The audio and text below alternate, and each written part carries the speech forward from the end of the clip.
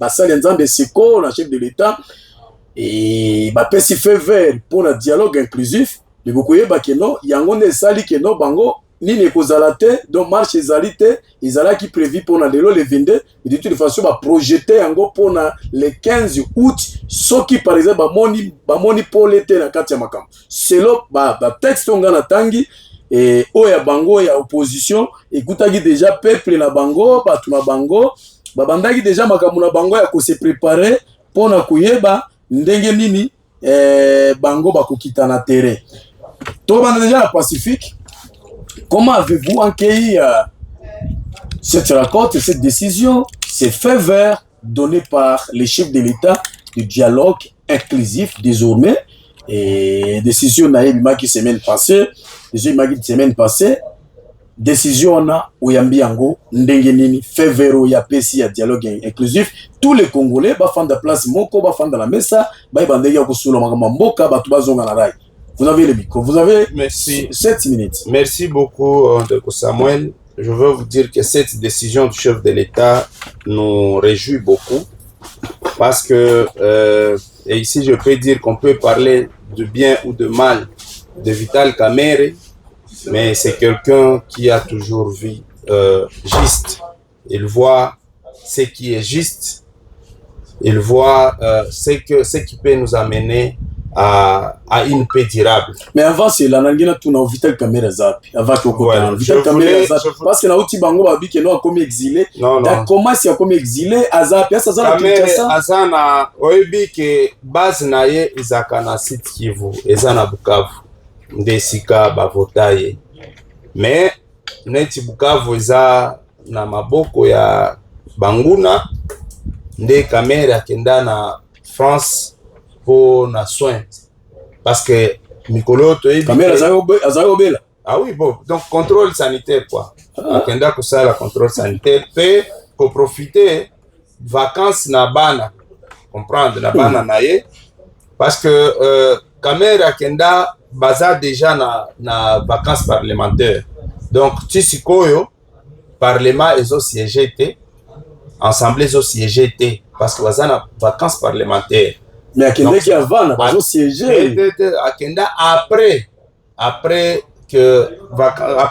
tango vacances parlementaires otaki nde Akenda na poto. Mais kolobate qui accueilli pour na soin parce que le bande province s'il vous plaît le bande province ezali ko contrôler na bangouna akoki ko kende kuna te po ba assimiler te azali ya connivence mais soko lobi ke note lobi ke note pour soin et puis contrôle sanitaire. Alors donc azana na exilté bozala calme peto sepeli mingi parce que président na biso Vital Kamerhe aza ko plaider ata lelo soki na koki ko lobela bino vérité. C'est ça kapona makambo chef de l'État a uti koloba ba confession religieuse e uti koloba ndepona makambo wana ke Kamerhe za ki invexé na présidence et assemblée nationale parce que il était très clair. Kamerhe avait dit que l'État ne nous appartient pas. Nous devons faire trop vite pour régler cette histoire de la guerre. Il avait même rappelé que avec la blague dans laquelle nous sommes en train de nous où nous nous trouvons actuellement, jusqu'au bout. Où nous nous trouvons actuellement, nous pouvons se rendre compte que notre pays soit divisé, balkanisé, ou qu'il y ait un gouvernement parallèle, des gestions parallèles. Pourtant, il y avait le temps d'anticiper cela pour que cela n'arrive pas. Nous avions, nous, INC et le président Kamerhe avaient proposé, juste quand Bunagana était entre les mains, tombé entre les mains de Yabanguna, Yaba M23, Kamerhe a sala tournée de paix pour se rendre compte de la situation où ils ont les cas na est de la République démocratique. Na Banguna zala musika na wana bazaki musika na Bunagana. Moins de 50 de 40 km na Ruchuru. Bazaki na 20 km na Ruchuru. Nde Kamerhe a proposé que tout ça la dialogue. Mais malheureusement, bato baza kondimela ete. Bato banda ko assimiler ye na biloko ye moko ayebite. Mais je dirais que Kamer, pour ce pays, c'est une chance. Et pour que tu discernes ce que Kamer voulait dire dans ce propos, en tout cas, il a une longueur d'avance sur beaucoup de gens. Il faut être intellectuel, il faut avoir le sens de discernement, de voir et le sens d'autopsie et voir ce qu'il voulait dire. Mais néanmoins, nous pouvons dire qu'il n'y a rien n'est tard. Nous remercions le chef de l'État parce qu'il a pris la même initiative. Tango confession religieuse, salaka tourné, Namboka, nous l'INC, nous avions encouragé et nous avons dit que nous sommes d'accord et prêts pour les dialogues, pour que le dialogue soit fait par les confessions religieuses, Senko, mais aussi les SSC. Mais jusque-là, Vital Kamerhe azali kokotier, azali kaka na union sacrée. Mais tout ça, aza na présidium ya union sacrée, toza na présidium ya union sacrée, toza INC za na union sacrée, toza tokoma opposante. Et d'ailleurs, nous sommes en train de fustiger une attitude de certains membres de l'union sacrée. Leur attitude n'est pas de la cohésion, mais plutôt de la division. Parce que vous ne pouvez pas comprendre que nous sommes dans l'union sacrée. Les chefs de l'État, déjà, ils donnent les tonus des dialogues, mais certaines brebis galaises dans l'union sacrée commencent à contredire même les chefs de l'État. Donc, vous savez que le dialogue, ce n'est pas l'art de la faiblesse, mais c'est pour ceux-là qui sont forts. Parce que nous avons dit que dans la politique, il y a deux options. C'est talk and fight. Le temps que nous sommes en train de parler, au même moment, nous sommes en train de former notre armée. C'est ce que le pacificateur Vital Kamerhe avait dit. Qu'on entre au dialogue, mais qu'on prépare la guerre. Parce que il faut préparer la guerre, mais on n'avait pas dit aussi, lui n'avait pas dit, Vital Kamerhe, que non, il faudrait commencer avec la guerre. Il faudrait commencer par les dialogues. Quelle attente de ce dialogue? L'attente de ce dialogue. Le dialogue en question, c'est quoi? J'ai entendu ici les gens dire que non, il n'y a pas, le dialogue doit se faire avec, c'est vrai, les enfants les Congolais. C'est le dialogue congolais qu'on doit faire. Mais néanmoins, il y a certains acteurs qu'on ne peut pas ignorer dans ce dialogue. Parce que moi, personnellement, tel que tu me vois ici, moi, je ne vois pas que les problèmes de l'Est de la RDC, c'est Fayou. Je ne vois pas ça. Je ne vois pas que les problèmes de la RDC, c'est Jean-Marc Kabound. Moi, je ne vois pas ça. Mais moi, je vois que le problème de la RDC, quel que soit ce qui se passe à Kinshasa, na batuase C64, mais ngana yebi ke bango, bato ba tinda bango, c'est ça que bao ba belligera ba bazana manduki, de botinda opposition. Donc ce que to solo li kana ba tinda bango. Donc c'est très simple. Donc c'est ça que bazo za manipulé par les gens. L'opposition est manipulée par les gens, donc l'opposition armée. Mais oui, mais comment? Mais est-ce qu'on pouvait me dire que non, ici, que non, que si on se mettait ensemble avec Kabound, on se met ensemble avec Fayoulou, et la guerre directement de l'Est se termine. Et c'est comme ça. Non, moi je pense que la guerre, pour trouver la solution à ce qui se passe à l'Est, il faut se mettre avec ceux-là qui détiennent des armes. On a parlé d'un dialogue inclusif. Mais question Nazali Kotuna, donc partie prenante qui sont les parties prenantes? Voilà les parties prenantes. Parce qu'il faut définir les parties prenantes. Moi je sais que Senko et les confessions religieuses avaient sillonné partout, avaient contacté tout le monde. Donc Senko et les d'autres confessions religieuses, ils ont vraiment beaucoup d'éléments par rapport à ce qu'ils avaient fait, le travail qu'ils avaient fait de tourner, leur tournée qu'ils avaient effectué. Parce que les acteurs, si quelqu'un peut me dire que non, les acteurs doivent se limiter sur ceux qui sont à Kinshasa et laisser Nanga, qui détient les armes ici, laisser Kabila, qui est en connivence avec, avec le Rwandais et ceux qui se parlent M23. Thomas Lubanga, laissez Thomas Lubanga. Laissez même même Katumbi. Donc c'est un monologue. Je dirais que c'est un monologue. On va monologuer entre nous et la situation reste telle qu'elle. Je pense ici qu'on n'est pas autant encore de frustration. Comme c'est la cohésion que nous sommes en train de chercher, et dans la politique, il y a toujours des concessions. Donc, j'aimerais que nous sommes, c'est vrai, de l'union sacrée. Nous acceptons cela, c'est notre identité parce que nous soutenons les chefs de l'État. Et d'ailleurs, nous, de l'INC, c'est au début, nous sommes le premier soutien du chef de l'État. Si nous pouvons apporter notre pierre de contribution sur ce qui se passe dans notre pays, qu'on ne puisse pas exclure quelqu'un dans même l'opposition armée. Ah, l'opposition armée, tout comme l'opposition civile. Nanga a participé. Mais qui tire à l'est actuellement? Ce n'est pas les M23. Qui tire à l'est, qui tire à Goma, qui tire à Bukavu, qui tire au nord, même ici à Ituri. Qui tire si ce n'est pas ceux-là qui détiennent les armes? Et puis, si on peut faire un dialogue entre nous qui ne tenons pas des armes, moi je dirais que c'est un monologue. Très bien. On va le faire entre nous, donc la solution ne viendra pas de là. Donc, ce point, nous appelons tous les camarades, tous ces camarades de l'Union sacrée. Très bien. De comprendre que l'ère n'est plus à la division, mais plutôt à la cohésion.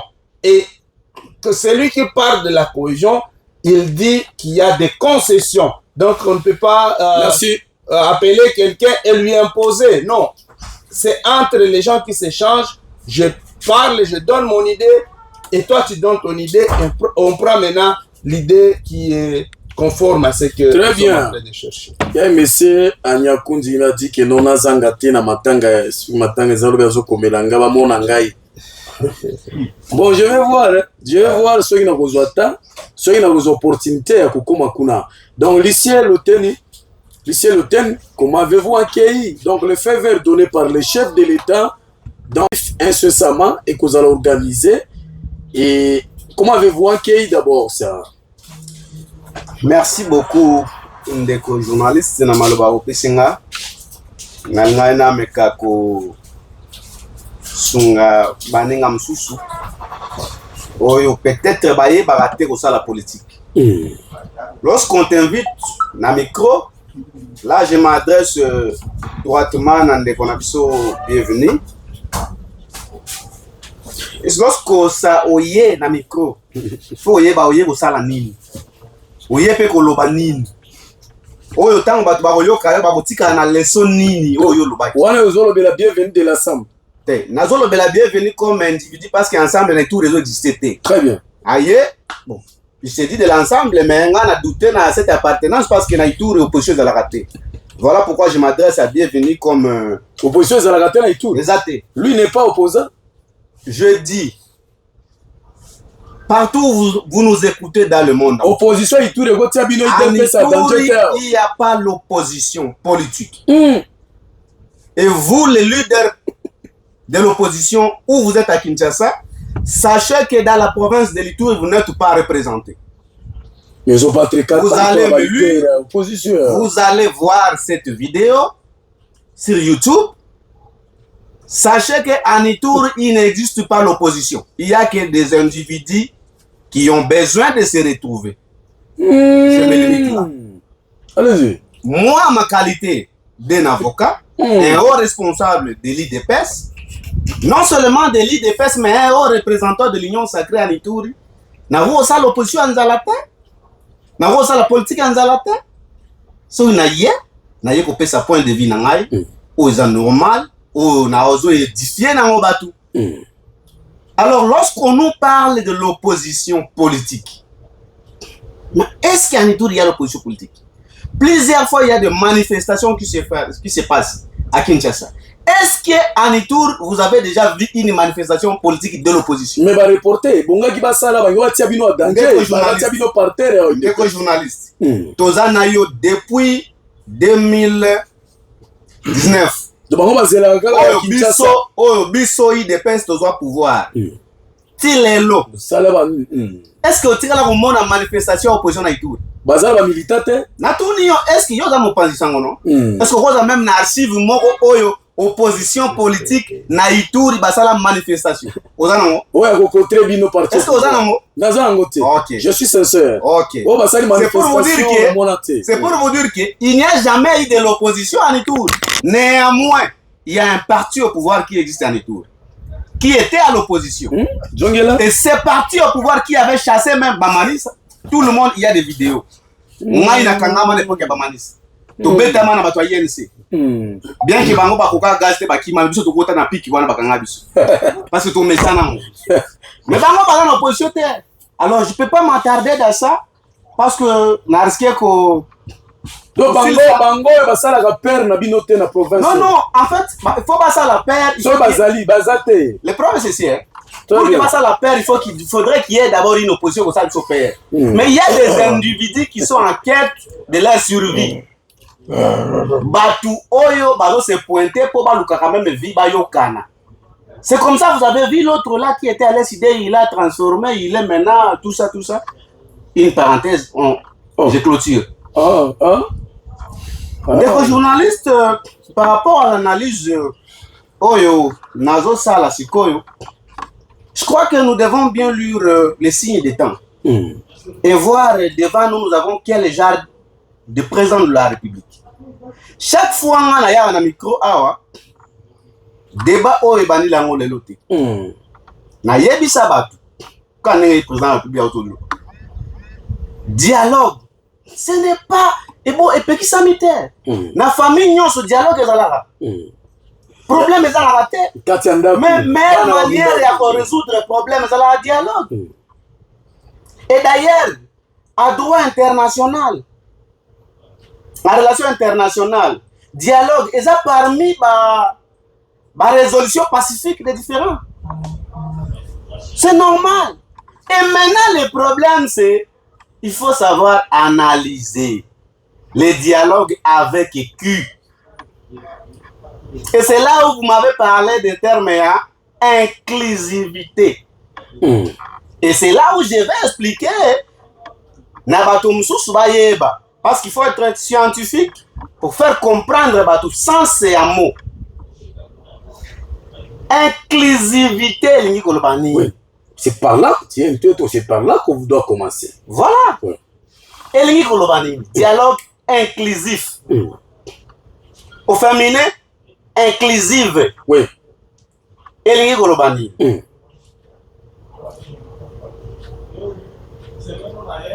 Qualifie ce qui est intègre.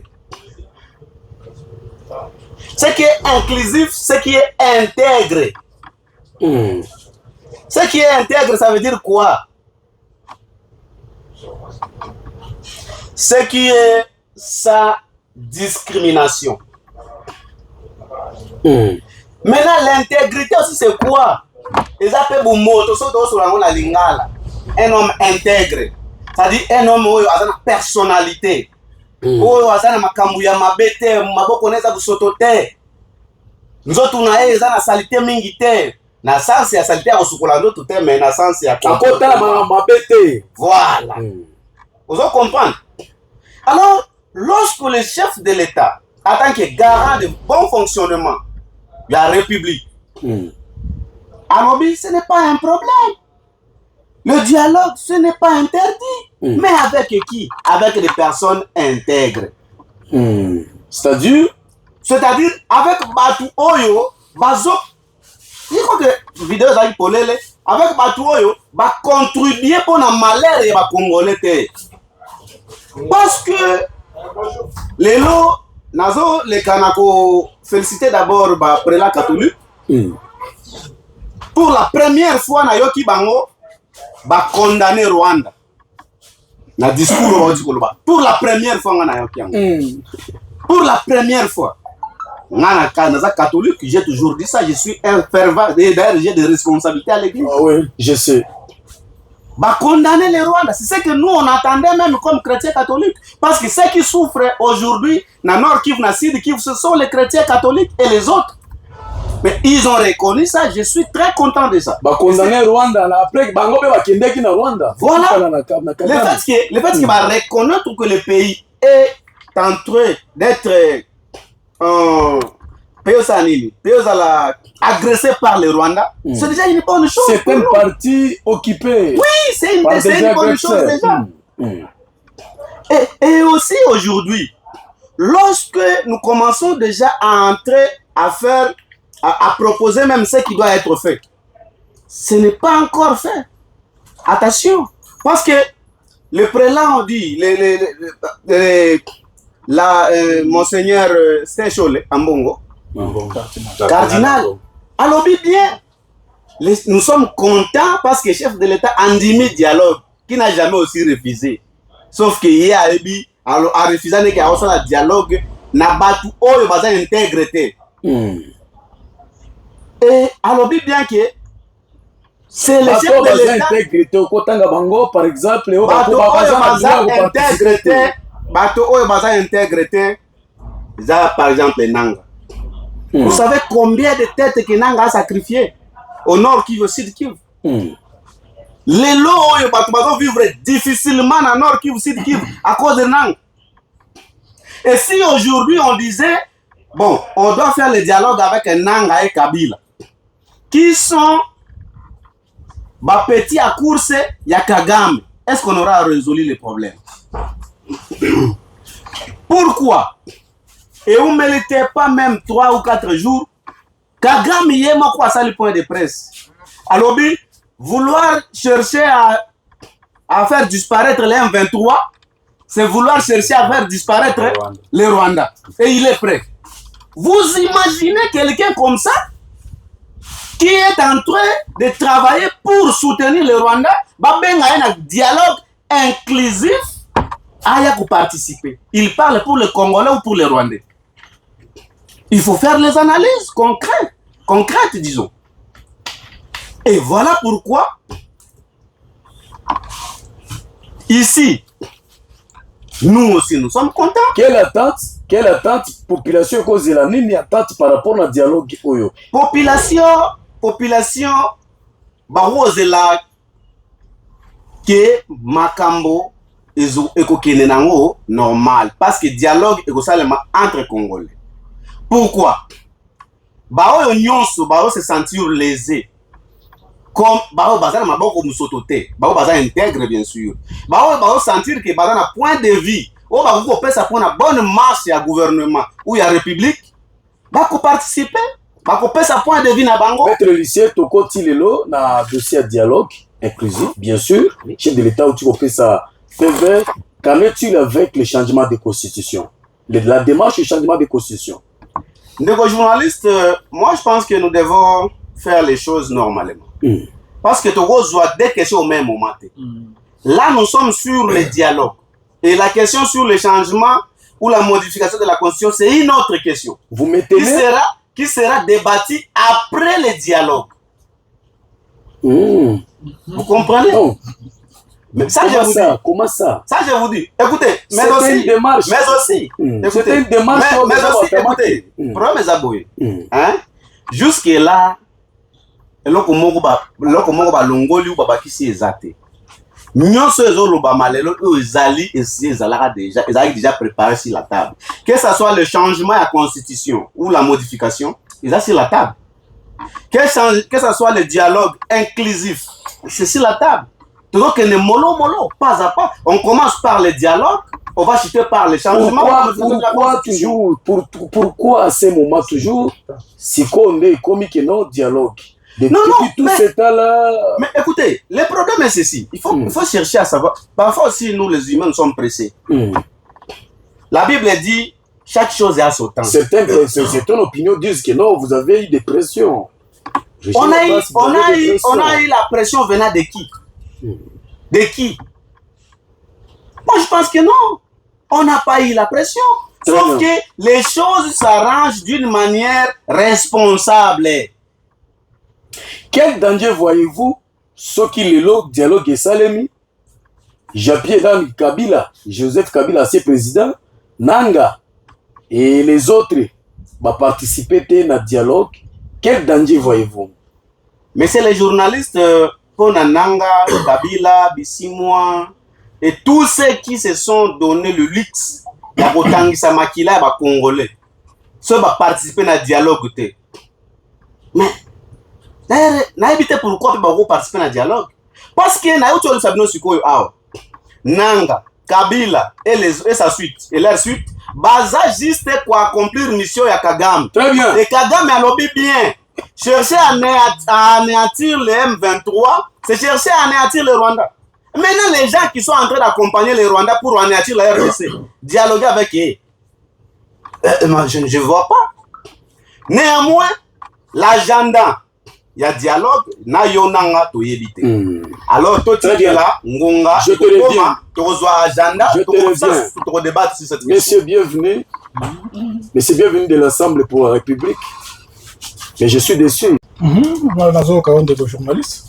Yo, vous allez au cadre de l'Assemblée, mais il n'y a pas l'opposition en Ituri. Donc, en Ituri, il a fait d'ailleurs vidéo, on a déjà au moins qu'il y a danger. Donc, il n'y a pas l'opposition dans la province. Donc, bino ndenge bozakao na province, c'est pour faire bangi sakabango TIDPS depuis le régime Koti. Donc, bango bazali bazui bino yo soboza lokola bato union sacrée. Vous soutenez le chef de l'État tout comme ça. Alors, vraiment, là où tu passes dans mon thème, disant que non, il n'y a pas l'opposition dans la province. Les journalistes ont dit bato baza ko apprendre politique et baza dans le bébé politique. Quand ils viennent dans le studio nayo, bayebi elo akoloba te, bakoloba kaka oyo elimina mutu na bango. Donc pour la bango, vous êtes capable de faire la bango. Quand les gens viennent préparer émission sur place ici, au moniteur que bazalaka au courant makante. Dans l'émission, il y a un qui déjà thématique. Azoya ko préparer awa, si azoya ko préparer émission awa sur place, c'est nena ibisa bango batanga. bazalaka koyeba déjà nini bakoya kosala na studio na plateau na yo. IDPC awa na Ituri, est-ce que IDPC existaka? Na éviter ce que IDPC existaka. Les partis au pouvoir au babete la kabiso tolo. Est-ce que ça na Ituri? L'IDPC n'existe pas. Et ça va cater. Secrétaire exécutif na bango de nani? Donc bino pe bozate l'opposition existe. Dans la babanga opposition. Quand bango bayokaka bienvenue de l'Assemblée, il commence à trembler. Ah bon? Babanga présence na présence ensemble pour la République na Ituri, IDPS et ses alliés babanga. Ce ne sont pas des partis. Ce sont des mutualités. Non. Ce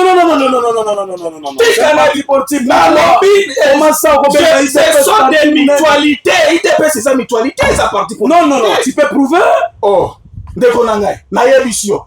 Parti militant, c'est un Yakidjalelo, Bazani na carte. Non, le IDP. Bazanango. IDP, c'est une carte. Parti, on a s'est tapé pour atteindre le bazar au pouvoir. Alexandre Nakaka, carte des membres à combat. Parti où ils ont organisé, ceux qui basent na carte membres parti. Parti où ils ont organisé, où ils ont existé. Donc niveau national, l'IDP c'est ça. Ils sont même niveau national. Bien sûr de ça. Je m'assume. S'il vous plaît. Je m'assume. S'il vous plaît. Parti organisé. Parti où ils ont organisé. Où parti ils ont existé. Membre na bango bazanga ni les autres aux aliments ndeko na ngai na tambola kana Assemblée pour la République na tieye devant défi yango carte ensemble na za membre et Assemblée pour la République, parti bien organisé na Ituri et Fandi. Donc ensemble les alliés na province mais parti au pouvoir soit disant organisé à présenter carte na ya membre. Il y a pas na tia défi à présenter yanga kartu même Augustin Kabou secrétaire général azana ngote c'est que azana ngote Ça c'est grave ça. Non. Mais ils sont même des mutualités, ils ont la carte Yabounia, ils sont plus organisés que l'IDPS. Ça c'est quel parti? Ça c'est trop fort. Ça c'est quel parti? Ça c'est trop fort, mais c'est bienvenu. Mais il y a des partis mieux organisés. Membre n'a pas la carte. Na la kisi carte na nga yango. Uso ba pesi yo ka carte poza cadre. Papa, membre na biso nyonso. Oya militant, oya za membre Assemblée pour la République. Azana carte. Azana carte. C'est la montre que ça parti aux organisés et c'est la montre que ça parti aux a existé. C'est pourquoi je vous dis, l'IDPS n'existe pas. L'IDPS n'existe pas. Vous existez. Je m'assure, ça n'existe pas. Mais chacun ils ont un mouvement citoyen. Mais parce que dans le mouvement citoyen, il n'y a pas de carte. C'est ça que le mouvement citoyen. Donc, carte exacte. Carte exacte. Alors, ça, c'est quel parti? Bon. Peut-être à Rubi sa carte, c'est 30 secondes à l'accent. Na minute nanga. Fais sa caméra. 30 secondes à l'accent. Fais sa caméra. Ce qui a 5 cartes, il y a membre et avocat. À l'accent. Azanango. Mais quand tu as IDPS, monsieur lycée, 30 secondes nanga. Il y a la carte. Est-ce que après? Ah la qui s'en a la carte à membre. S'il vous plaît, n'allez pas mon commentaire mingité. C'est grave, hein? Les longs gars, bobo pesi ba bobo miso babilo ko ba abiki na secrétaire Augustin Kabou ya na carte des membres. C'est quoi sango secrétaire exécutif azana ngo te yo kozana nango? 30 secondes l'élection de carte. Quoi ça peut pression? Na la kisi. Ah la kisi nga prouver des minutes na ya après 30 secondes. Ce que ça na 30 secondes na. Na tiki 30 secondes. Tika, fanda kimia. Des journalistes. S'il vous plaît, d'abord, là, s'il vous plaît, contrôle la tête.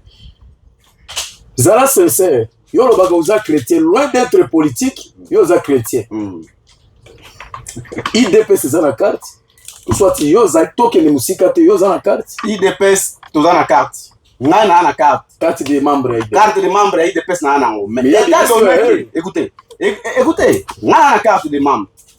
État donné que ngai à ma qualité d'avocat, na ko tambo na carte ya parti politique té. Carte ya parti politique ça ya 5 minutes dans gars d'abord prochainement yo soko za na poser à carte. Prochainement na ko yela carte. D'accord. Oui, moi je me raconte aujourd'hui 5 minutes dans gars. Ce n'est pas des journalistes 5 minutes. S'il vous plaît. J'ai ma carte s'il vous plaît. S'il vous plaît. Carte avocat zali carte ya posa on a sango na bureau na bino na parti carte na nga ya parti politique ezali ya IDPS ezali soko lingi na zonga na otango na kozonga na ndako na kozwango na tindeli na photo. Mais j'ai posé ça et même Mulumba ici va pesa la carte au t-shirt que mais le problème c'est que nous de l'IDPS nous travaillons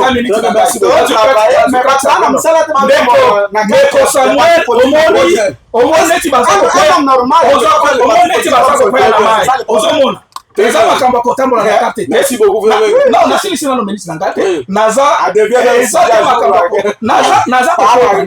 alors, na continue ndeko na ya INC yango amoni si carte na yango bato ya INC. Non, amoni si carte ya INC. La kisa muto ya INC ape singa carte. Voilà. Omoni ba parti ça va les pour la trahir déjà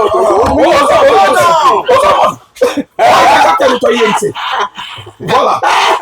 Et ce qui on a. Allez, tu vas vous faire justice dignité pour tout ça dans la carte.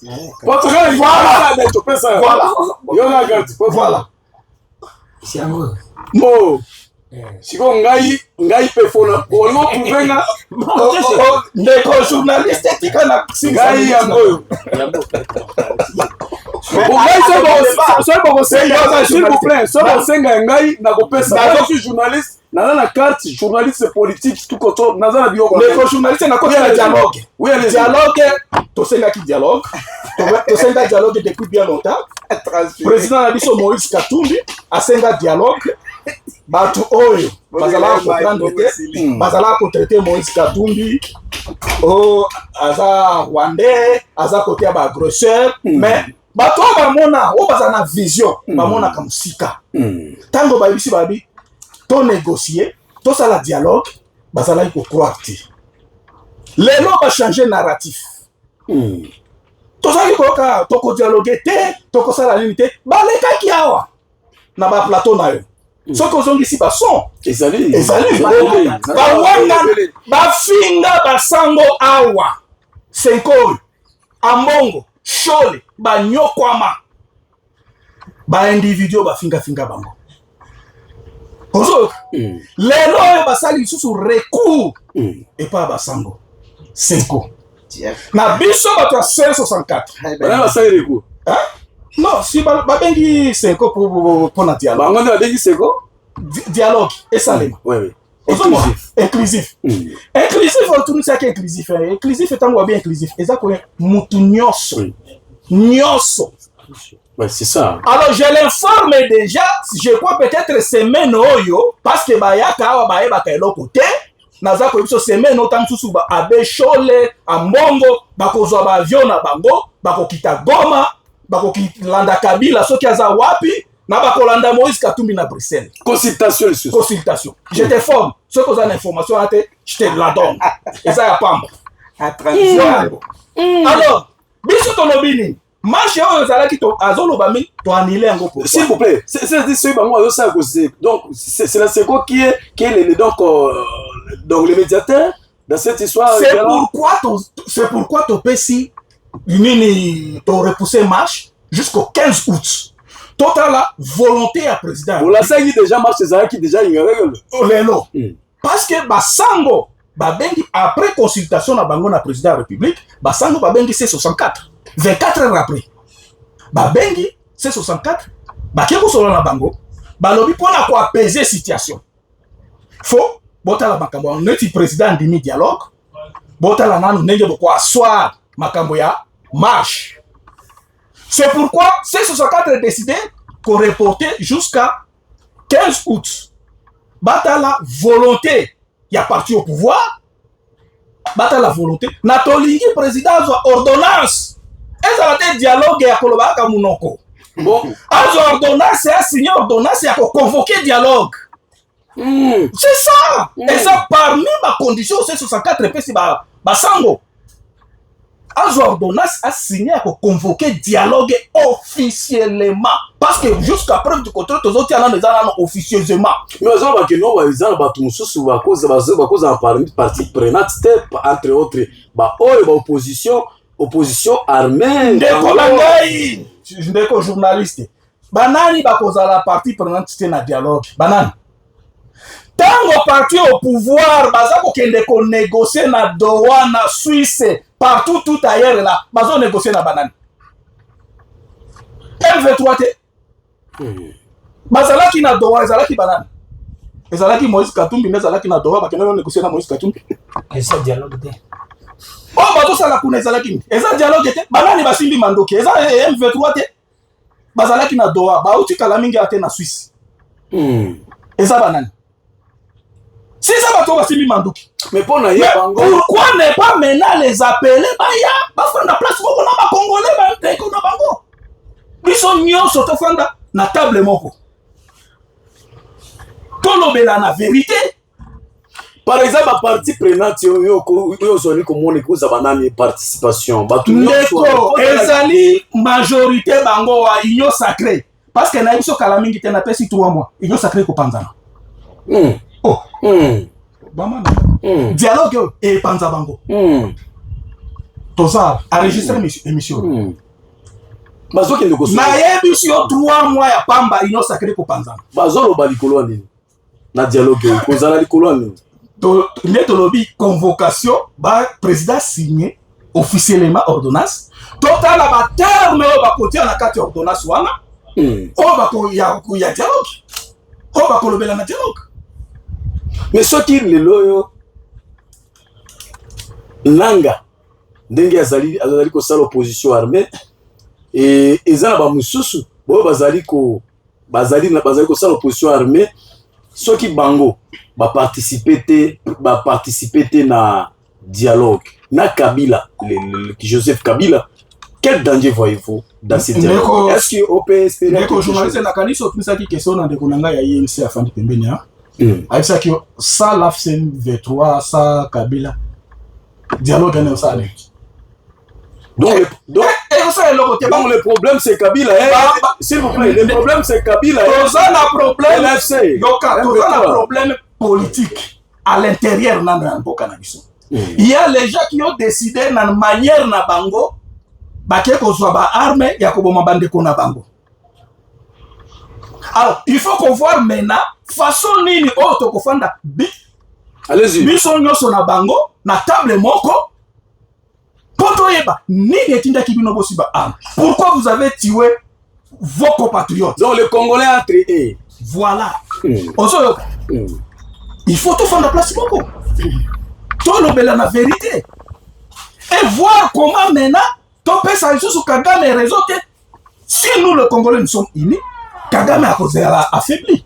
Kagame a causé la affaibli. Parce qu'on va dire na bato M23 la vérité. Nous de l'opposition, tokoyebi sa bango vérité.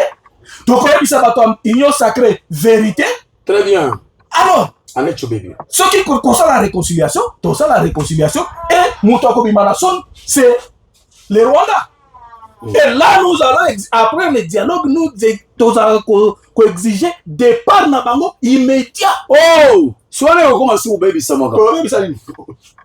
Tu baby sani. Mutati la pouvoir go. Na départ ya Kagame babima na Congo. C'est ça ce que j'ai. Très bien, merci beaucoup. Départ na babima parce que kozala ba Congolais ba dialoguer. Il faut abima. Est-ce que bienvenue dialogue wana ndenge ezali ko saba to ezali ko lubama déjà na bani? Est-ce que ezali te pona kokabola ba poste? Partage de gars. Bino de l'opposition. Surtout que bozala ki pe na marche bona moni ke bo changer makambo. Biso na opposition tozana makambo kokabola ba poste te. Ezali ma kokabola ba poste. Bato bazana besoin kokabola ba poste bazana kati union sacrée. Nde bazakuna. Okomi ava bazala ki koloba oh voilà nous n'allons pas dialoguer les loba komi toko dialoguer ba mususu te. Très bien. C'est pourquoi na édition dans 3 mois union sacrée ezako panzana ba ko panzana. Très bien. Parce que ceux qui dialoguent les ezali ni négocier bo bango ba panzana. Ba panzana. Ouais bi dialogue que deli parti au pouvoir union sacrée société civile opposition. Na soki opposition arbe kuna soki ba rebelle na église na église église ko za la katikati siko o multitude ya bato baza na union sacrée o ba keleki kolanda ba miete na ba miete ba osoka neni ndekolaga guerre mosusu tobola eza ya kati ya union sacrée. Très bien. Pourquoi bozongi sini nabino les 15 le biso to respecter outil les 15 marche de marche nabino et vous allez appeler la bougne. Pourquoi pas? Ngana zo senga mère de la vie pesa au bango. Mère de la vie natindela kiyo.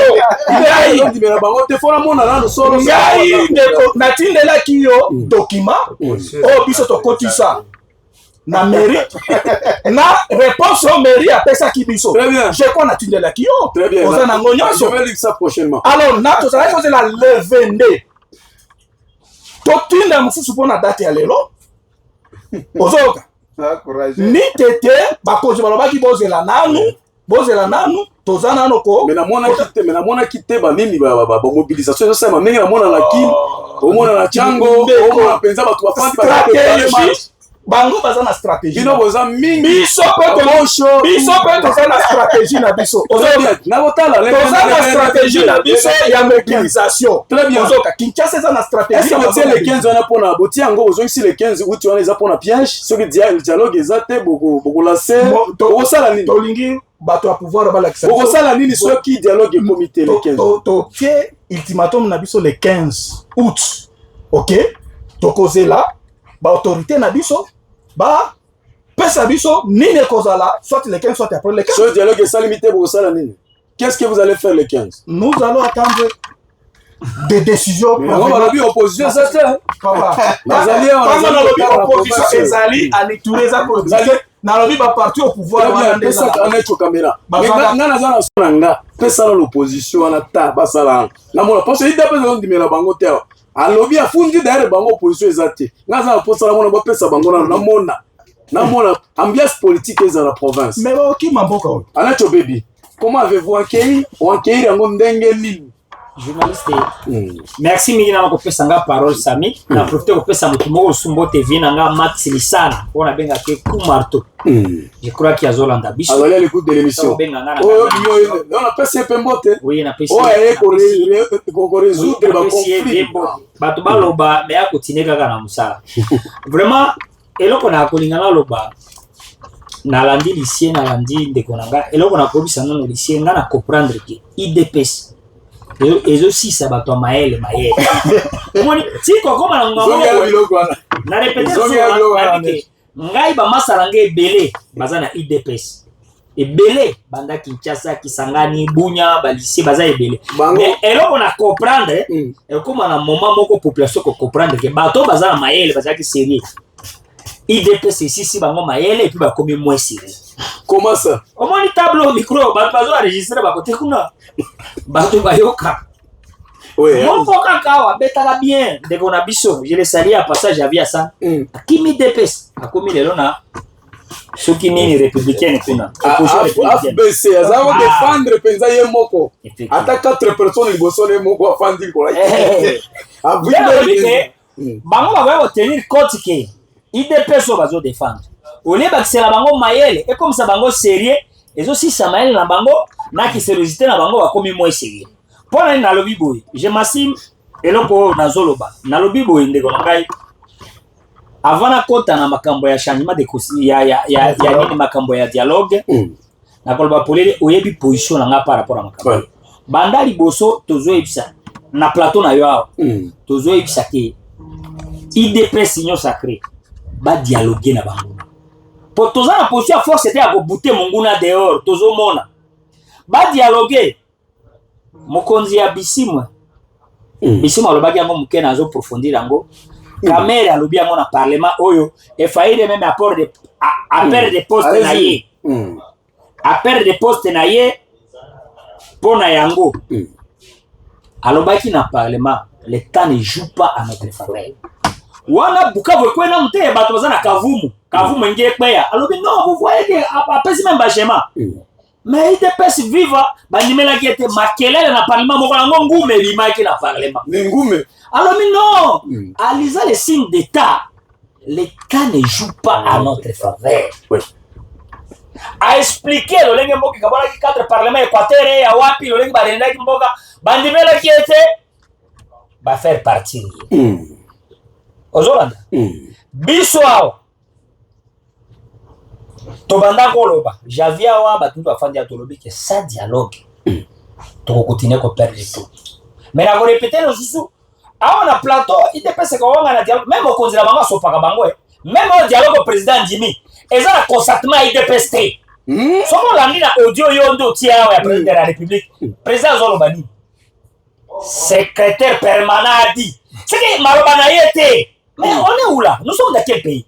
C'est que le président a décidé qu'on a Koko nakati ya base eza ko ba keleye bazo contredire bo yebe le ko les base na ye il faut ndimela bango baza pyramide ba batora pyramide renversée e wanga lo waki a Jérusalem pasa c'est que bango même le leki kaka président yambi ba mbongo yambi batu po bango bazaki prêt pour na koenda attaquer cathédrale ya kusala mobulu même kuna lolenge même le président yambi bato ayambi ba pere wana bato EDPS musu bati bango serum bazaki d'accord te na Kinshasa à l'écoute à tout moment or que na koloba polele soki lelo président Ndimi dialogue président ici bango autrement ce que to sala nini andimi yango sous pression na ko emso polele après avoir bango koloba ropwe ekwei chez babisu mekuna si bango ba récupérer minene po attention ezala apaiser Kalemi Moba ezala kati ya danger te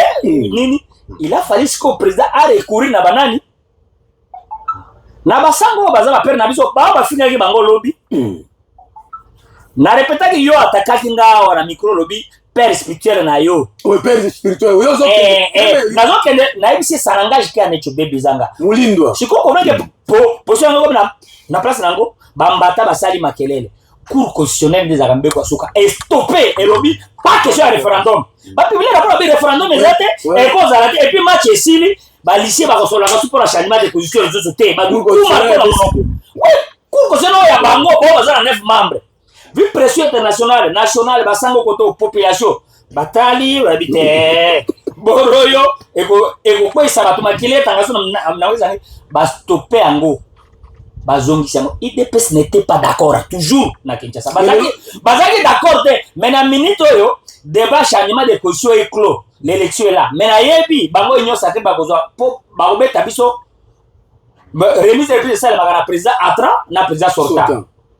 Siko bakobeta biso na yebi bakobeta glissement. Bakobeta biso glissement lolenge Kabila salaki l'histoire se répète encore bakolo mbongo ezate basa la transition. Donc ça même Kabila, même j'ai Kabila ça là Kabila ndango pe bloquer bango. Bango bange bala tabilambo Kabila ngaki ala. OK bango de bango telemela siko batu na bango tozaki ba associé ba telemeli bango. Na ça c'est ni ngina loba. Président de la République, j'ai dit que c'était bon monsieur. Mais c'est l'entourage qui les rend mauvais. Na quand il y a l'entourage, on rendre mauvais, ma case c'est l'IDPS. L'IDPS est rendre le président de la République mauvais. Même si on a sali 3 mois, 4 mois à Kinshasa, nazala ba master, ba fils mukoko, banana comme na biro na bango. Wana ozobeta mabanga bango bazo mabanga bango. Oui, nazali na bango, na solo na bango, mais eloko na ke komona bato ba rendre le président de la République tâche munene.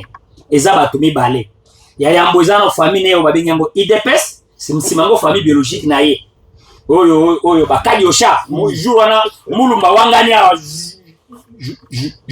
juna bit na répéter le sous bakadi osha ndi bana président de la République président de la République répéter tikana loba président de la République aza mutu malamu mingi mais bato barandre tâche difficile na mandane oyo ya 5 ans simango 5 ans oyo telelo eza batu mibale eza appartenance mibale ya yambo eza IDPS ya mibale bakadi osha oyo eza famille biologique na ye po lingolo babwe ba famille na ye po komona mutu nyonso aza fenêtre de l'état pouvoir na biso pouvoir na biso eza aza taximen yo sakana na kati ya kimte ba rendre président mauvais souvenir au ngai na moni au bateau mais président de la République c'était bon monsieur pour la mochite nangina lo baboui makambo dialogue ezalaki sous pression et puis dialogue là bako dialoguer sous pression bako dialoguer na Kabila bako dialoguer na Kabila bako dialoguer na Nanga bako dialoguer na Thomas Lubanga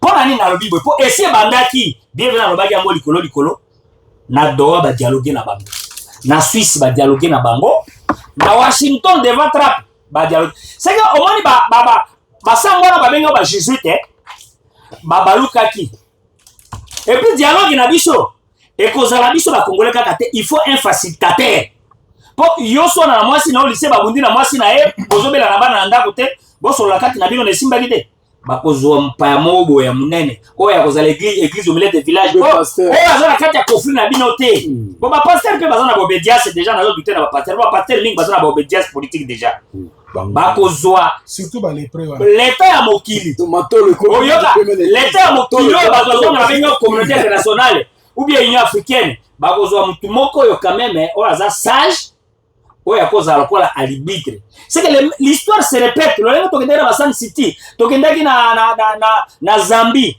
po mwana minute gourmet senge dialogue baopposa bakoko ya pe balobi tokosola biso dialogue na biso tosola yango na Tchad bakozwaka ako obligé te tango oza na position ya faiblesse oko obligé te ke tokozwaka awa ou bien nini te mpo na minute baboyaki dialogue donc baopposa babandaki bamarche kosenga bamarche banini tango bandimi dialogue bienvenue alobaki te ba bienvenue balembisi po eloko babanda kosenga yango oyo babanda kosenga bachange position te cour constitutionnelle eza mibe kwa suka mboko lobi bachange siko bango le 22 bele 8 bamarche po nani babanda ko marche po référendum ni loi wana eleki na parlement eleki na sénat ezaki comme la cour constitutionnelle comme la président premier promulgué siko ba bloquer yango bango ba marche po nani ko les élections est là bango baza la cause ya ko marcher te bien sûr yo biloko lobi batu mususu bazali ko réfléchir ba politique balobi te que ce n'est pas balobi que notre régime a place à travers le président est tellement stratège akobeta biloko wana le fait bazalaki na moto ya campagne bazalaki na moto ya marche atali pression ekomi eza politique akotala surtout bato bazolobaki no chef de l'état donc le président donc régime à place baumelaka te ya kochanger makambo Donc, l'objet de la situation, vous ne voulez pas que c'est une stratégie politique au régime à place pour affaiblir, pour maîtriser l'opposition. Na répété le sous eza stratégie pour cour cautionner les ministres déjà arrêt. Et comme ça, babozong la sous kuna pour cour cautionner déjà et bloquer les personnes qui montent dans la carte et bloquer déjà ma chargement de caution va bienvenir référendum mais ba cotiser machine à voler. Exactement. Na minute eza to kopia chef de l'état chasse tango ça la transition na yeso kina ba kapimu so kina banani glissement so ko zela ina ne ou bien 2 ans à 2029 ou bien 2030 élection les cas dans une président. Donc vous voulez dire que non na dialogue ils ont des partage de gâteaux. Na répéter no lisusu bongo gâteau ngo zaka banani gâteau zaka ba congolais.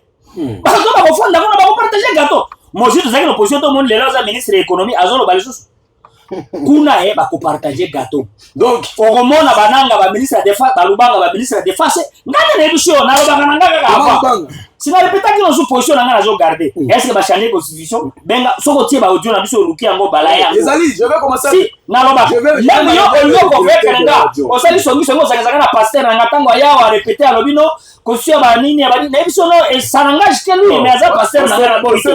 Na sangi simi na pasteur. C'est jour na tie que olobia ba ke pasteur. J'avais mis na lobby pour les que position na za contre changement de position. Na lingi ba congolais ba fanda ba so avec les armes na comme sur le sous dialogue zo salema na bato ba bomi bato puis bato na ba bomaki pamba te. Et ça choc. Tango moto aza lésé akomi fou affrontement bandi et si ka faire des zo bunda na comme so yo na régime à place de bomité. Régime à place bomité. Mais au moins il que si na répéter na bisu mezawa na ite pesa to sara ba débat régime à place bomité. Même sur la mort ba nini munduki ya l'état oyo chef de l'état nati ya chef de l'état zanani maître avocat za wa lycée a sombi apesi nga général na ye nazuna pesi banguna na pesi koto bato babomani nani abomi mais régime apesi abomi les gens passaient aux aveux ou na tribune ba paso savait que pamo bateki munduki bateki teni iwona ko bake yo kali soki le poursuite internationale et nationale eza bakolanda na régime d'ailleurs un avocat international à ces pays. Il a parlé de Luboya. Luboya a fait des crimes graves. Il faut Luboya attendre d'ici là dans ces pays. Na évité ce qui est là. Et puis si tu Mali et Koti, na Kinshasa partout. Na comme ça pour les crime par rapport à la négociation, n'a chité par là. Par rapport à la négociation, gouvernement congolais, j'affirme à col que IDPS bazo songa chef de l'état té. Raison pour laquelle IDPS a ituri yawa. Chef de l'état sotaki bango, mais IDPS à Nord Kivu. Na gouverneur à Nord Kivu, bango va négocier na CRP na bango. Pour CRP zaki ya bango. Pour tisiko IPS za membre réunion sacrée. Tisiko yo. Ah? Il y a ça qui va radier. Oui. Bonjour IPS réunion sacrée. Na bango va député na bango va réunion sacrée tisiko professeur na national. Donc c'est ça à dire. IPC ezo donc union sacrée et puis tango bazo na la caméra tango ba cette négociation na kapala na suka ba vu afflige yo ici à la taka IDPS barati sinani toma lubanga na mloko mambo bango IDPS za free na ba IPC za free ya IDPS parce que soki bazo négocier ba nyonso baza frustré ba IPC ba kozala kati ba dossier civil ba kozala toyoka buzoba na bango ngala kozala kota ose civil toyoka ba buzoba na bango nyonso ya union sacrée ya bato akimani union sacrée ekendeki na nanga bazongi s'il vous plaît donc ngelo ba izaka bord na bango mais ça bord na bango ba population ezu perda oyo to kolezama na niveau international très bien merci beaucoup bato bafanda basolola bakosola na kabila na biso bakosola na nanga mais une dernière question avant une pesa ya deuxième round de banda. Vous ne voyez pas que non, tant que vous avez non, vous dénommé en nini. Ce pesa ba poste aux ala gouvernement union nationale. Mais comment transition ça la bato s'il vous plaît. Yo monité que c'est une façon à affaiblir à disparaître l'opposition. Opposition qui se qu'est un stratège. Tango basalaki 1 + 4 heures. Mbemba bungaki. Rubero bungaki. Sina na Twitter Rubero même à Twitter aza prêt pour na dialogue. Bato bazali banda ne bazo déranger biso. Pour ba yebi circuler ngé miel là ba. Merci beaucoup. Mais là on sait là ba on va tirer des populations au moins à l'aise.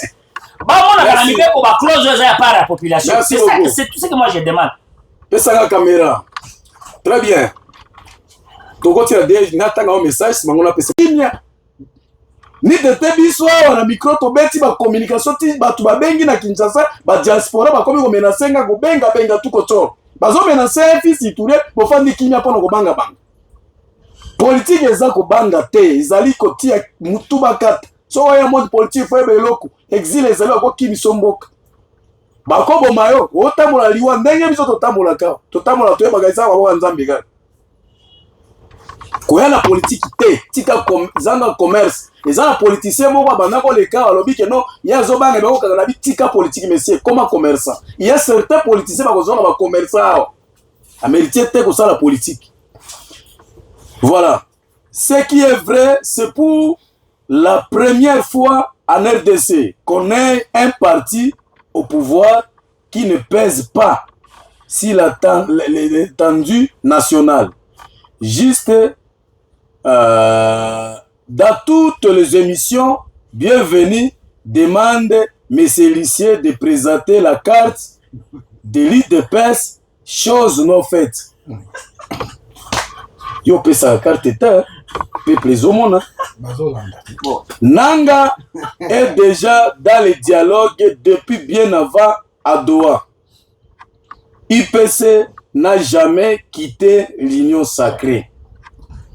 Ah, mais ngai elonga zo reprocher ba Ituri yo mutozo comme message mezo banga o comme message malam mezo banga batanga komona pona li bino bozalaka oliki aza kuya tango liki comme célèbre ako postuler comme maire de la ville et puis je vais l'appuyer parce que le risque le long na biki batu ko inanga je vais l'appuyer shauri soki azali ko sala je vais parce que bino bozobanga o comme message malam mais yo zobanga oza pula soki wapi mobangi o comme message malam ozobanga politique ezate yo élection komiko niko numéro 25 bongo cette fois-ci blague ezate ngana za na caméra ezo ya d'ici là blague ezate population nazo tombola bino ba Ituri bofongola miso ata muto tongi po muto asali ni ko voter te soki azamu ya député atonga ba po la ville wa tonga ba po asala biloko ebele bosi boki ba sasololi akenda wapi na tangi komba mutu te azala Kinshasa akenda wapi ata intervention moko lelo population iturienne bozali na 99%. Ngai nazo soutenir muto osala combat ata uti équatorien oza muto uti na nord Kivu oyo osali combat malamu solo o mérité kende papa je vais t'appuyer toko linga te ke o bakuya tout ko za faiblesse na politique bi okwane zalaka te zonga na communauté muto zo komana message zo banga okomi malamu na analyse malamu mais zo banga batanga kombo na yo opposile pour que ne kolala la biso na nini na assemblée tozo linga biloko wana te bakoyimisa gouvernement muto koloba zate ba services nationaux généraux bazo publier ba Ituri bazo zalate boko revendiquer biloko wana te. Est-ce que nous n'avons pas des élus au niveau de Kinshasa ba po ezo bukana na ville awa ba po na bazo lobate boti nga ozalaka zo ba ko fanda ka ko siga ba tie ene gaga boy yo ko message me zo banga mais yo zaka pe na ambitieux à ko postuler au postuler mais cette fois-ci ko postuler te bozo banga. Et puis désormais, mutu soko komi komo te na message na kotanga message wana te. Oza la faiblesse ya koloba o mkuya mais yo na mwana mboko ozokima ozobanga bakokanganga yo mwana mboka. Honte vous tikali ki malembe balani ba émerger parce que bazo risquer vie na bango. Nga zo faire campagne na bango parce que politique eza lit. Totinda bato bazo kende kolala politique kuna. Wala ta jenga kana anazikaka batu anafaka nini? Abunga na assemblée za wapi? Mais beaucoup de briller journaliste ba wengi ngala bimi na kati ya mbula na tomi kuna wele plaider biloko na bimi ko banga metango mutu atomboli mutu ba bisimu azo sala mais na yebi ke tango pacifique bisimu ko ka bisimu wana asa la lit ça zo risquer metango ko postuler ya kabila ka pas question moi chebi tuile bana mboga bozo banga tu watoto dudu tuko so uogopa ni Wogopa nini? Faut risquer. Mon politique est à risque. Soki olonga politique te zonga sala commerçant lokola Ezekiel. Sala commerçant lokola nani o échangeur wabenge Bill Gates na marché lokola Baby le Blue. Lokola oyo wabenge kuna nani politique esali na n'importe qui te. Mutu mususu na Ituri na ebike batu ba ebika mutu ayebaka no abike no te pona ko politicien na zelika mo élection ekomi papa mili postillon na yo haki mili numéro 25 et sili biloko wana sili je vous affirme ngai na obattre faux campagne abattoir tu as fait quoi tu as fait quelle déclaration tu as risqué où baninga bazosala ba risque même ta déclaration na article mutozo banga mutozo kuma message azo banoko ta komo na ngate mais tango like akoma maire de la ville mukuya kuya like postile je t'encourage au risque kaka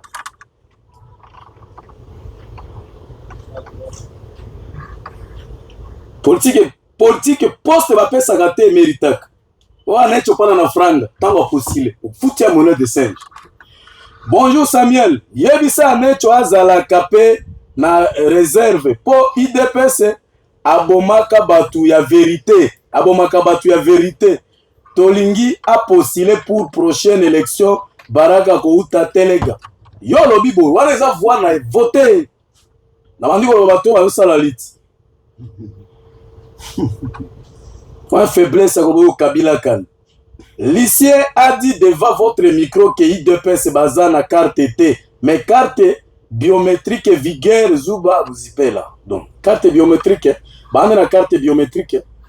Bonjour la RTA c'est débat. Nzambe apambola anecho mingi pona analyse kitoko.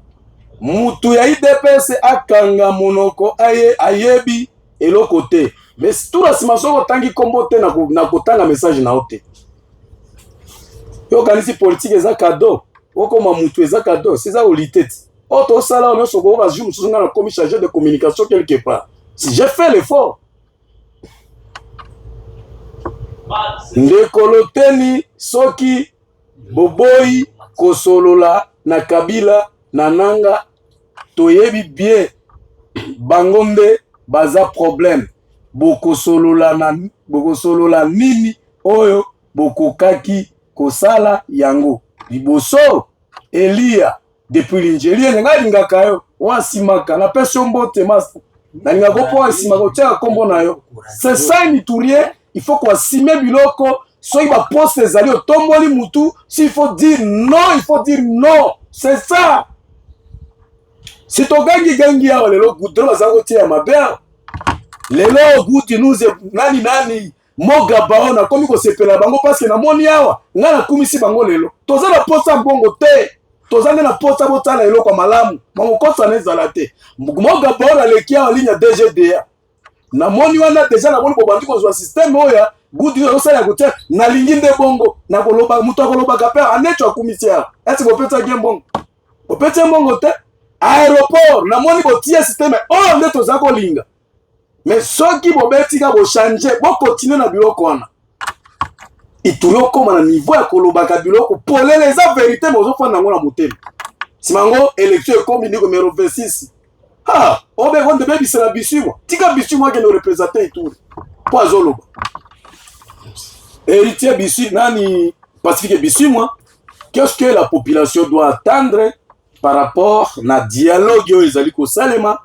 Betia wa balbi ke note dialogue yana soke salim ba isolé batie Kabila batie Nanga batie ba vrai problème on bazobega par exemple Thomas Lubanga aussi bango soitie bango pepmen et kozala sans non événement.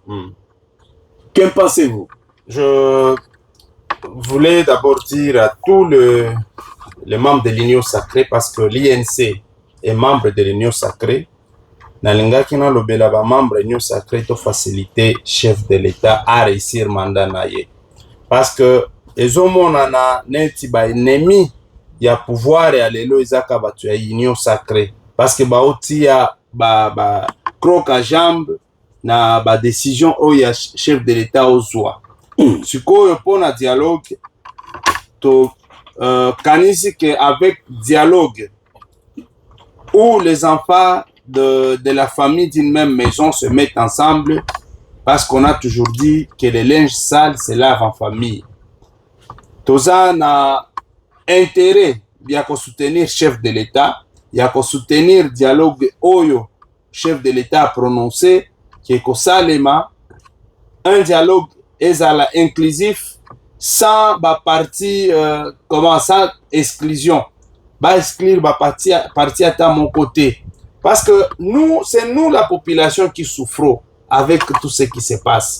Certes que nous sommes des politiciens, mais nous avons nos familles qui se retrouvent à Goma, se retrouvent à Bukavu, à Uvira, partout là où il y a l'occupation de notre pays. Nous avons des familles là-bas. Il faut voir combien de fois nos familles qui se retrouvent là-bas sont en train de peiner pour nouer les deux bouts de doigts, les deux bouts de mois, voulais-je dire. Donc, je voulais dire que les dialogues, Oyo, chef de l'État à Sengi, batikela ba prélat catholique na ba chef de confession religieuse ba élaborer ba question nyonso wana donc ils fâché au sala ke bato bazwa ba minduki parce que c'est anormal que qu'on ait un cycle vicieux de la guerre. Aujourd'hui la guerre, demain la guerre, le lundi. Donc la guerre, il y a certains enfants qui sont nés dans la guerre, ils grandissent dans la guerre. Déjà, c'est là qui était né en 1997, donc 97, jusqu'à aujourd'hui. Donc, bientôt 30 ans. Ils sont toujours dans la guerre. Donc, Bisoto Sengi, d'ailleurs, c'est depuis 1996 que la guerre avait commencé, donc 1996 que la guerre avait commencé. Nous avons besoin que nous puissions mettre fin à cette guerre. C'est déjà assez. Nous sommes des Congolais. Mettons ces Congolais sur la même table. Réfléchissons. Comment est-ce que nous pouvons apporter le développement que la guerre à notre pays? Par exemple, ce qui va, on va partager un gâteau. Sincèrement, tant qu'il y a dialogue, il y a toujours le partage entre la majorité, l'opposition, mais aussi les groupes armés, mais les confessions religieuses. C'est très normal.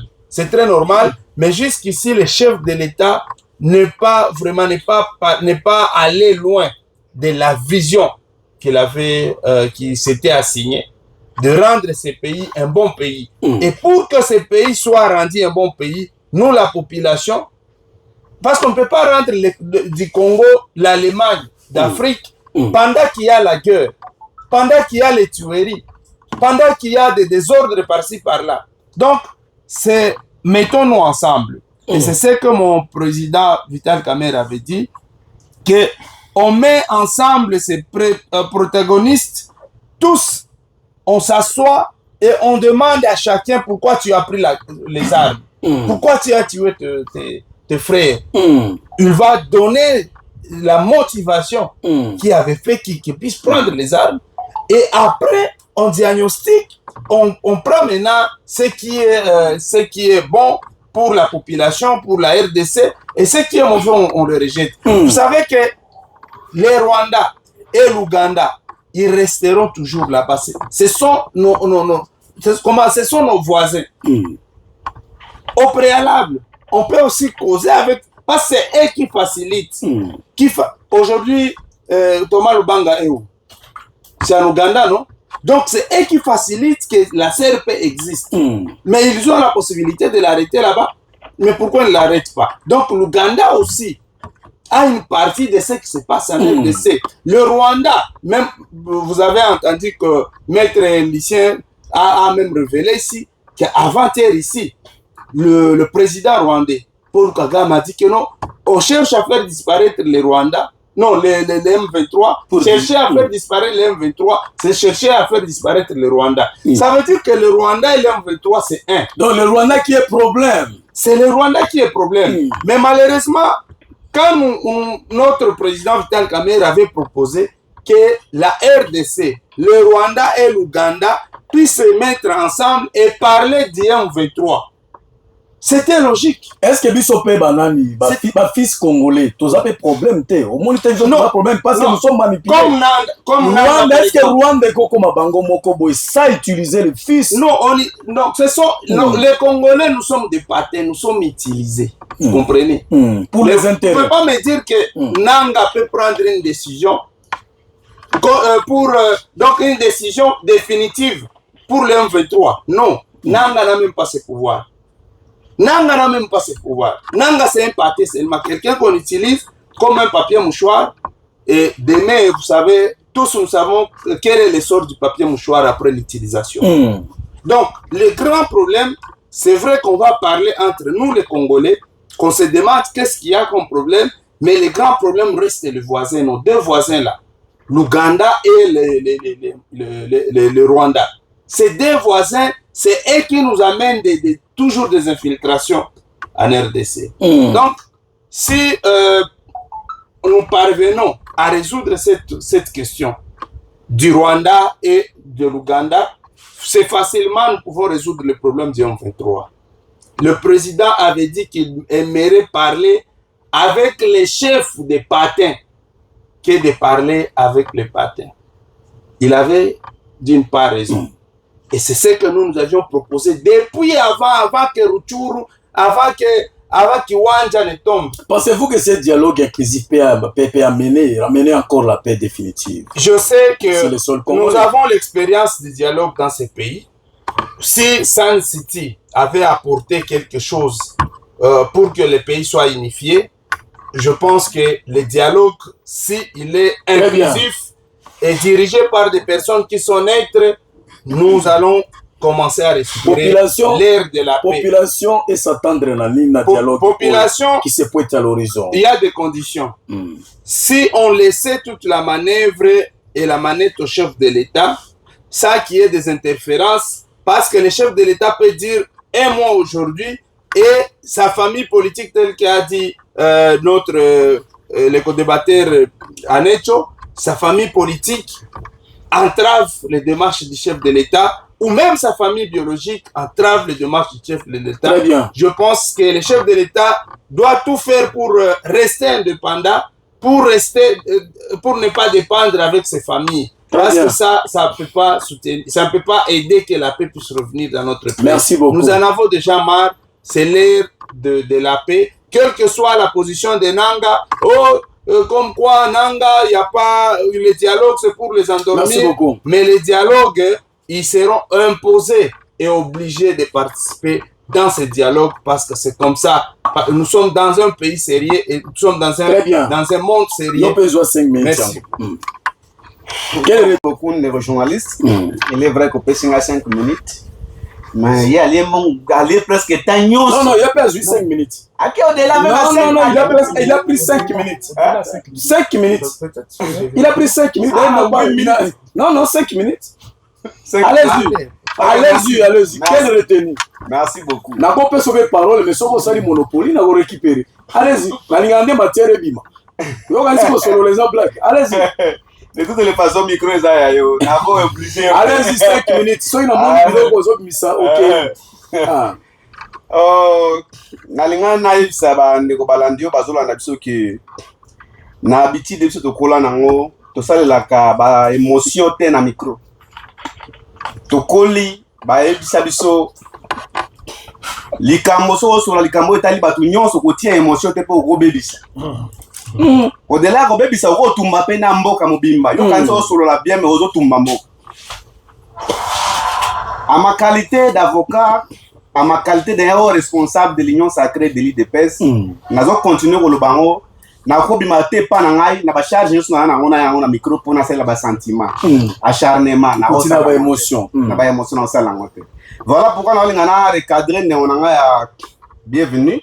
Il y a ensemble, bon, bienvenue de l'opposition. Il y a ensemble, bon, bienvenue bien sûr. Bon, ce qui est ensemble, il n'y a pas de problème. Que lorsque tu es devant le micro avec les co-débatteurs, il faut avoir un peu d'estime, un peu de courtoisie. Et ça, la rappelle-moi bien. Lorsqu'il parlait, il me dit, bah, individu, parce qu'il fallait attendre pour répondre. Il faut quand même avoir un peu d'élégance. Ça demande aussi. Ouais. C'est ça même. C'est important. Parce qu'au-delà du micro, il côté KOP bien. Et au c'est là OP vie. Parce que si on a des sentiments, des émotions, yo yebi ko sola bien.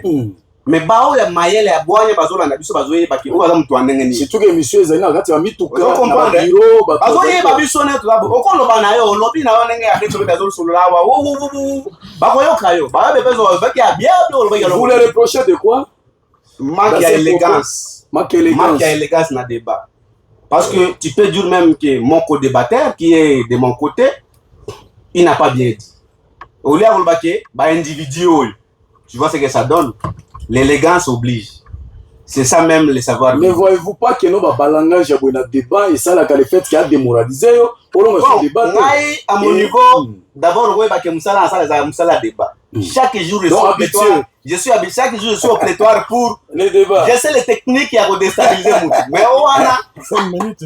Vous comprenez. Très bien. Quel retenir peuple retenir peuple alors va retenir l'année. Ici, Batwa Sololi, il dépasse dans l'autorité, il dépasse bien le côté, il dépasse dans le pouvoir, mais je vous dis ceci. Un seul parti au pouvoir, un seul parti, même niveau union sacrée, parti où ils sont visibles, et puis ils travaillent, bureau ils ont les IDPS. Même maintenant, je vous dis là, allez chez nous, les bureaux sont ouverts, il y a des réunions qui se passent. D'autres partis, basés là, Ngongaya, campagne électorale, Bazoui, Bafungol le bureau pour 6 mois, après va disparaître. Mais l'IDPS existe. Ça c'est vrai. Jusqu'aujourd'hui, l'IDPS existe et l'IDPS travaille. En ce qui concerne le dialogue, je continue à dire, nous devons être sages dans nos durs. Nazo l'IDPS n'a pas na mawa. Tant on est ko anet baby. Il est vrai. Asola nae. Nanga sola rapé de rope qui ça a été parce que sola rapé na ya mabe na ya malamu ya engagé kaka ye. Ils appellent opinion na ye. Lorsque bato ba kufi makila bana ba congolais tangi bozolo ba kino c'est parti au pouvoir payer bomi ba. C'est-à-dire bato ba kufi ba kozonga. C'est-à-dire vous adhérez na filo na o bato ba bomi bato wana pour vous c'est normal. Au lieu même de condamner. Toi, un Congolais, un jour, tu veux devenir député dans Mbokoyo, mais oses soutenir Makila Bato et Tanguy. C'est quand même aberrant. La politique que nous faisons, c'est pourquoi. C'est comme ça que je vous dis, il faut dépassionner le débat. Si vous avez un micro, nous avons un bateau toka ou on dirait je me dis, mais bateau toka, non, on dit. Malgré le ventilateur, mais ma mouchoir est poli. C'est pas quand même normal. Modèle on va couper na Ituri. Modèle on va couper na Nord Kivu, na Sud Kivu. Yo ya koloba que non. Et d'ailleurs, il faut pas que ne kuna, faut pas kabola gâteau. C'est-à-dire la population que nous sommes.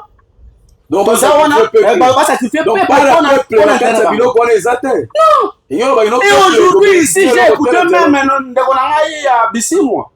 ça me fait mal. Lorsqu'ils soutiennent des choses comme ça pour dire que non, bah voilà, qu'il y a un dialogue, et souvent un partage à pouvoir, non. Donc même que c'est-à-dire population doit bien-être des journalistes. Ça me fait mal lorsque nous avons un propos ce soir. Population alors on a besoin de maille, courant, social, nzela. C'est l'urgence. Mais tant que vous que non, bah ok ne kuna gâteau à la population. Gâteau il a fallu la population à part ni. Katumbi gâteau la part ni. Lui qui est là devant moi, ne voyez INC. Vital Kamer, conseiller à chef de l'État, nani directeur du cabinet chef de l'État. Inane. Ministre Inane. Ake kuna boye asali makamnaye qui a continué ma prison. Abimi. Population doit gagner l'iguama makamnaye. Abimi kuna batie ministre de l'économie. So Inane so combien? Abimi. Asali n'est pas là bango. Président assemblée et pas bango asali. Même lui ici moi qui est devant moi, qu'est-ce qu'il a bénéficié de Vital Kamerhe? Il a bénéficié rien. Mais on doit se dire la vérité. Tout ce qui se planifie, c'est pour leur propre poche. Donc, intérêt peuple. Dialogue, c'est pour leur propre intérêt. Très bien.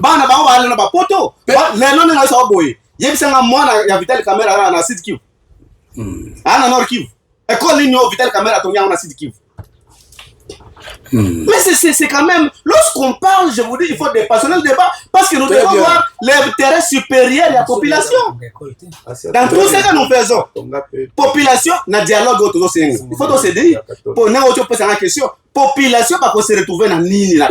C'est ça qui est important. pas venir ici commencer à défendre vos intérêts ou intérêts, pas même vos intérêts, parce que vous-même, mon ami ici de l'ensemble de la République, plusieurs fois, je suis avec vous. Très bien, merci beaucoup. Malheureusement, aujourd'hui, Ndekuna y est président fédéral à l'époque, il y a ensemble de la République. Élection Salemi, mbongo ya campagne électorale. Écoutez, ma poche n'a été et qui est pas mon mais aujourd'hui, c'est pour moi pour faire des débats qui n'ont même pas d'intérêt. Au lieu de l'élection, on a qui est même bilan. Cher ami, si nous faisons la population, si nous faisons le débat,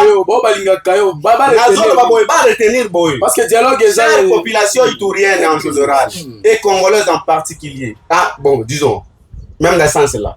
Bon, il y a que dialogue autre que Nankati.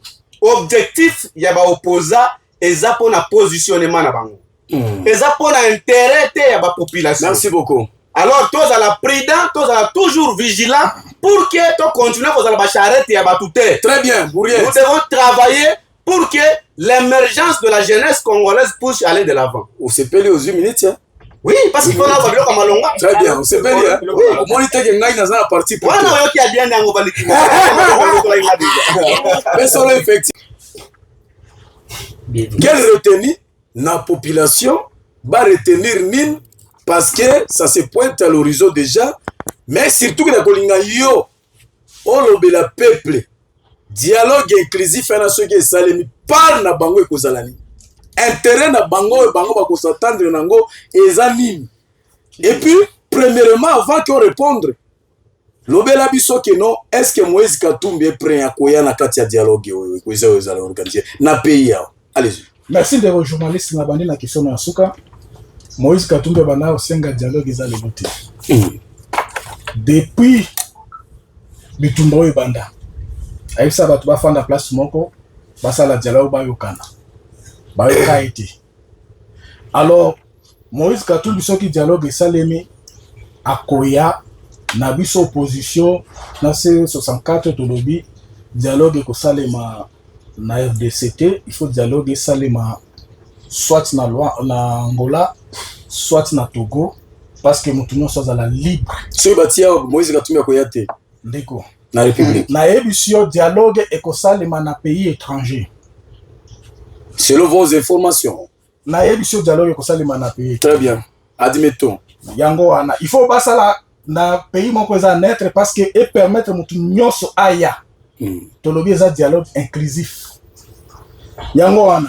Alors, population est retenue. Population est retenue parce que oyebi les lorsque qui tozo réclamer dialogue, eza parce que toza ko souffrir. Population ezangi mai. Population ezangi courant. Bande kona biso ya Nord Sud Kivu depuis makambo e banda baza ko nyokwama. Baza ko nyokwama. Baza ko nyokwama. Baza na ba banque te bake kangami. Baza na mbongo eza kotambola te. Baza ko nyoko. Alors, biso tolingi souffrance wana ya population esila. Tolingi mboka ezala unifié. Ozoka, tolingi to retrouver 2,450,000 km na biso ya mboka. Tolingi mboka ezala mibale te. Oh biloko ba memela ki biso soki changement ya constitution. Oh lingaki peut-être ezala une sorte de balkanisation Kagame bandaki déjà ko danser lobby ko zala vraiment et ko pesanga. Donc des bonnes exercices c'est cool. Tolingi ezala te. C'est pourquoi tu as défendre terrain ya population terrain ya mboka oyo ya Congo. Biso toza bato baza ko faire souffrir population te. Donc dialogue wana ezali ko zala intérêt à peuple. Intérêt à population de to aussi à liboso. Les intérêts à biso ba opposé. OK. Et puis les intérêts à Moïse Katumbi te parce que si Moïse Katumbi a besoin ya koluka intérêt na e mbele Moïse Katumbi a côté ya gouvernement na kolinga à travers extrait na minute na yo benga batu na bino opposition par rapport à les 15. Bon lui sur les 15 lobela bango message. Ndeko Samuel parce que ngana zana posa na Ndeko Samuel na ebisio toza kozela to pesa ultimatum le 15 août. Tozeli jusqu'à le 15 août le toza le 22. Ba militaire bazali. Il y a encore du temps. Tozo de la réponse.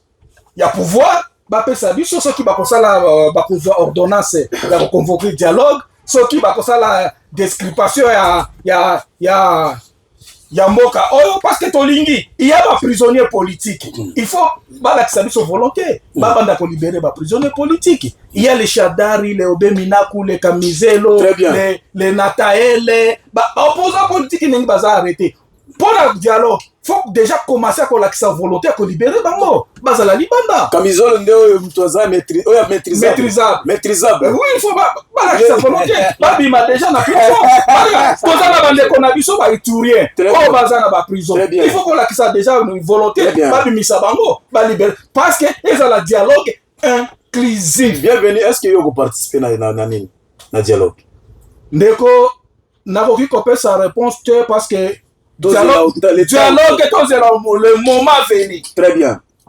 Pesa sa caméra. Anacho baby. Ngeki na raison. Ba dialogue esalemaka. Ba dialogue esalemaka même ba régime parce que tout koso ba dialogue esalemaka. Souvent constat ba iturie que non ba leader mususu ba participer kana kati ya dialogue. Cette fois-ci, qu'est-ce que vous pouvez adresser comme message vibrant par rapport au dialogue? Balobi que bien et cause inclusif, il faut participation à Batunios, donc Congolais nous sommes à la carte. Message au nom de l'Ituri. Ici, tu parles au nom de l'Ituri par rapport au dialogue. Vraiment, par rapport au dialogue, na félicité nos dialogue et le chef de l'État à lobby dialogue, ngana sepeli, mais eloko na koyebisa lisie ki atana lobaka tango akozonga ayoka kama lobananga simango atala fitiri soki ekolata nzoto te nde akondanenga na finga kate na cholaka mutu te soki azwi yango azwi ba article na mingi o ayebi kuna ba code pénal ati yango na kati akomona ki anecho a dit quelque chose de juste akoloba gane to alobaki pona zolo beloko na zomona ngo na kati ya population et puis na zolo beloko ngana yebi lolenge zokina yo poza témoin obazo ndimelanga te obazo ndimelanga mikolo ka même ça même population kuna sika bazolanda bazo ndimelanga pona yebi loko na lobi par rapport à dialogue message on a relancé ka pona ba ituye que dialogue ya turoyo bazo bato ba yebi koloba ezala société civile ezala confession religieuse auto réclamer pe ba droit na ezala ba membre ya union sacrée ya Ituri ba membre ba opposition ya Ituri bozo quand même bato ba kolobela mo mboka ezala ba feriste te mutu moko alobaka te ayoka na kate moko mona yende ba sélectionner mais comment mais ba sélectionner bato ba lobaka na union sacrée ba tout sérieux ba lobaka baza na société civile bato babundaka baza pari ba religieux ezala ba vrai pasteur baza kolobela penza mboka baza pari ba opposant bo baza na kapala soki wa bo baza il a fallu quand même message nanga pona ba élite iturier oyo bakozoma na dialogue ba ezate ke o nazo ndeko nanga pona peridien o tiki lycée o nazo mwana nanga fulani yepeza ka président ligue des jeunes yedezo lycée atika nazo oyo kuna wana vima pardon nazo banga ngai na kosenga kaka na korodra biso losa dialogue ko salema na mandana a sélectionner batoyo compétent yo pe faut batia yo mais comment nazana posa na solo nazana mo mais comment donc lo sati on a liste et na dit so batia ngate peut-être so ina zakana moyen nga moko na kokende po bakoboa na kota te na kokota po ba dialogue mingi na Kinshasa na bimelanga na moyen nga barakote mingi na bimelanga moyen nga na sina komi ba surtout que so ko ngape na komi moyen benga nga ezate ngape na congolais la ba eza question moi il a fallu ba sélectionner bato yo baze un peu compétent ozolanda ezate ke tango comme dialogue oh mwana shangazi na récupérer bateau ko solo la yemba kanaki na séminaire mais alo bakate na séminaire oh yemba kanaki droit alo bakate na kola lycée ba juriste baza combien mais so ba aya wa kotoka moba ya barrière ya SD atoka kao yo kwa kama mtaye baza boni osoko bengi hapana mimi kwa malali mimi naenda kwa matanga azobanga me bango bakozoma na dialogue esa la kate le dialogue za eloko na koyebisa message nanga pona peuple congolais ou bien ba élite iturier dialogue c'est une bonne chose ba négocier na mutu azana makambo yo ko négocier na bato baza ba ande dialogue na ça c'est bazo négocier na bato ba bomi lokola bisi on waki bo maki pona ni ba kabila bananga boto ba kende balo ba revendication na ngina zala wana pona ebi vérité ko bima ba kolongola mu fini ko lokola na zala wana na yoka tako yoka po ba vérité ko bime belé oyo na ko sunga nango jeunesse future bana biso ba koya ozona sire ba itule so ba tio na liste comme la dialogue on ko défendre ko bimisa biloko nyoso polele na ko so polele mator nanga vie nanga lalu aibinga na lobaka pauvre Tinanjabo isika za aibi nga na loba. Même ici aza aibi aneto za courage à koloba quand même ata momoko. C'est là ça qu'on va le voir monsieur. Aneto. Message n'a pas passé. Aneto vrai ou faux soki bango. Batio te na kati ya liste bato au partir la dialogue ya Ituri te okobimela ta na moyen na yo. Apa na moyen na mikolo nazo beta bien na baraka bachibandei nazo beta na nola bakotianga tala. Okokoma wana. Bakotianga lar na kobimela pu. Otomoli loboko pe solo yo lobi biloko ya Ituri. Na koloba pona peuple Ituri. Très bien. Mais na kokota na kati ya groupe za armée te na kusenga